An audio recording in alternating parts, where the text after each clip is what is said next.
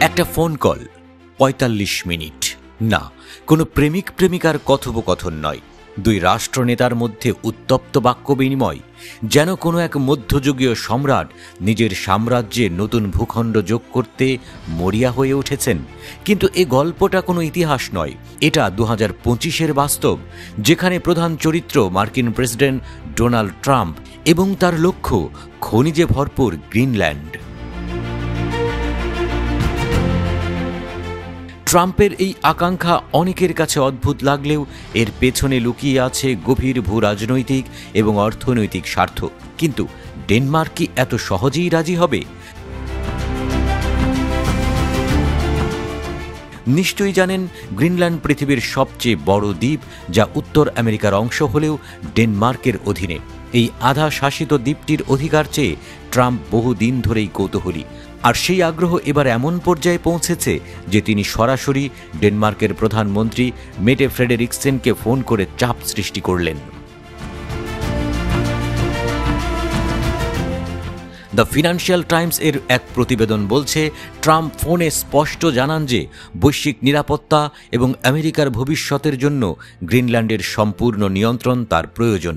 কিন্তু ফ্রেডেরিকসন এই প্রস্তাব সরাসরি নাকচ করে দেন। ডেনমার্কের প্রধানমন্ত্রীও বুঝিয়ে দেন, গ্রিনল্যান্ড কোনো পণ্য নয় যা কিনে নেওয়া বা বিক্রি করা যাবে। আর এখান থেকেই শুরু হয় বিতর্ক। ট্রাম্পের ভাষা নাকি এমন ছিল যেন হিমবাহের শীতল ধারার মতো। তিনি ক্রমশ আক্রমণাত্মক হয়ে ওঠেন এবং ডেনমার্কের প্রধানমন্ত্রীকে সহযোগিতা করার যে প্রস্তাব ছিল তাও প্রত্যাখ্যান করে দেন। দাবি একটাই, গ্রিনল্যান্ড পুরোপুরি আমেরিকার হাতে যেতে হবে। এখানেই শেষ নয়।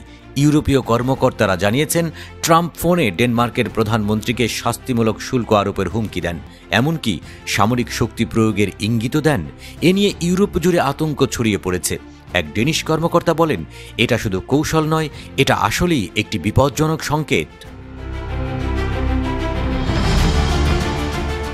গ্রিনল্যান্ডের জনসংখ্যা মাত্র ৫৭,০০০, কিন্তু এই দ্বীপের কৌশলগত গুরুত্ব এবং খনিজ সম্পদের ভাণ্ডার একে পৃথিবীর অন্যতম আকর্ষণীয় ভূখণ্ডে পরিণত করেছে।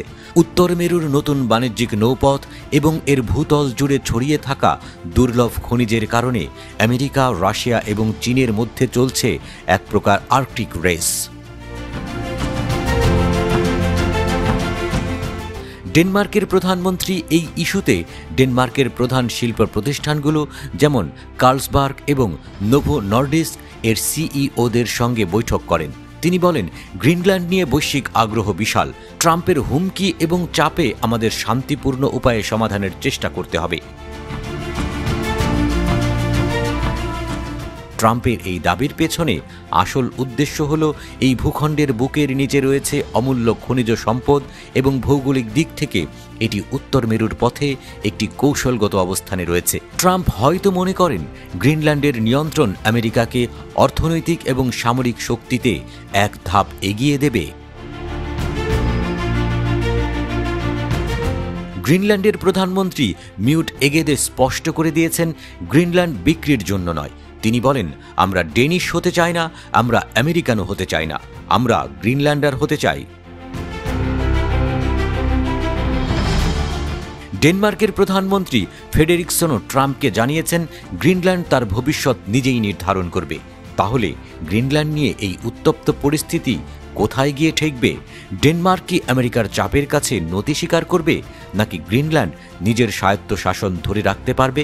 ট্রাম্পের দাবি সত্যিই কি জাতীয় নিরাপত্তার জন্য, নাকি এটি বৈশ্বিক শক্তির একটি প্রতীকী লড়াই?